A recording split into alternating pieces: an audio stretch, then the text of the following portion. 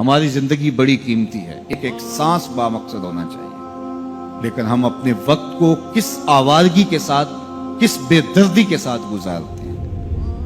حضرت امام شافعی کہتے ہیں کہ میں نے فقیروں سے دو باتیں بڑی پتے کی سنی اور انہوں نے مجھے بڑا نفع دیا۔ یہ بہت بڑے بزرگ ہونے کے باوجود، اتنے بڑے عالم اور فقیہ ہونے کے باوجود، یہ درویشوں کی صحبت میں جا کے بیٹھتے تھے۔ حضرت امام احمد بن حنبل کو کسی نے دیکھا کہ حضرت بشر حافی کے پیچھے دوڑ رہے ہیں، تو کسی نے کہا اتنے بڑے امام ہو اور اتنے بڑے فقیہ ہو، اس فقیر سے کیا ڈھونڈتے ہو، بشر حافی سے کیا تلاش کرتے ہو؟ تو حضرت امام احمد بن حنبل نے کہا کہ احمد بن حنبل جس رب کو مانتا ہے، بشر حافی اس رب کو جانتا بھی ہے۔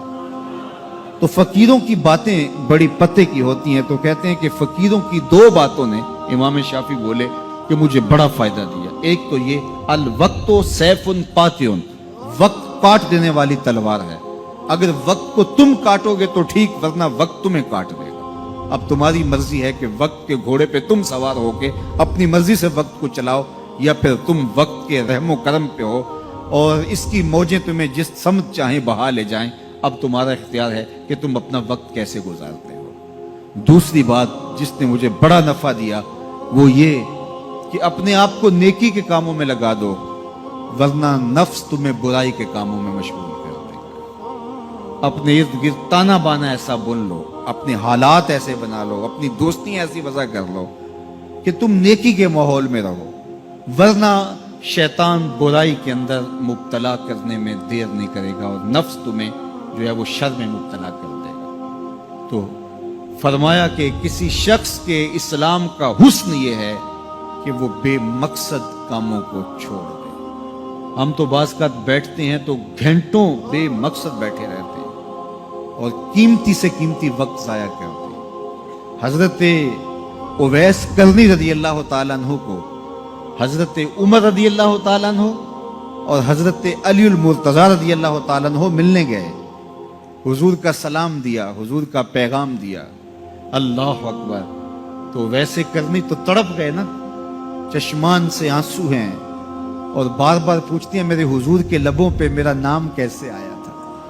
حضور نے کہا تھا نا کوئی اویس بن عامر کو ملے اور میرا سلام دے اور اس سے کہے کہ میری امت کی بخشش کی دعا کرے، اللہ اکبر۔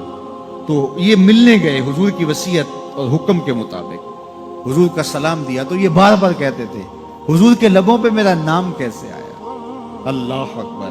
تو جب یہ تڑپ دیکھی تو کہا اتنی محبت اور اتنا پیار تو حضور کو ملنے نہیں آئے، حضور کو دیکھنے نہیں آئے۔ تو حضرت اویس کرنی فرمانے لگے تم نے میرے حضور کو دیکھا ہے؟ تو یہ خاموش ہو گئے، تو کہنے لگے میں نے نہیں نہ دیکھا تو مجھ سے پوچھ لو، تم پہلے بتاؤ کہ حضور کے ابرو جڑے ہوئے تھے یا کھلے ہوئے تھے؟ اللہ اکبر، تم نے تو حضور کو دیکھا ہے تو ذرا بتاؤ نا۔ پھر خود ہی فرمانے لگے جس نے نہیں دیکھا اس سے پوچھ لو۔ کہا کوئی قریب سے دیکھتا تو کھلے ہوئے نظر آتے، دور سے دیکھتا تو جڑے ہوئے نظر آتے۔ معلوم ہوا کہ حضور کی قربت میں ہی رہے ہیں اگرچہ بظاہر دور رہے ہیں۔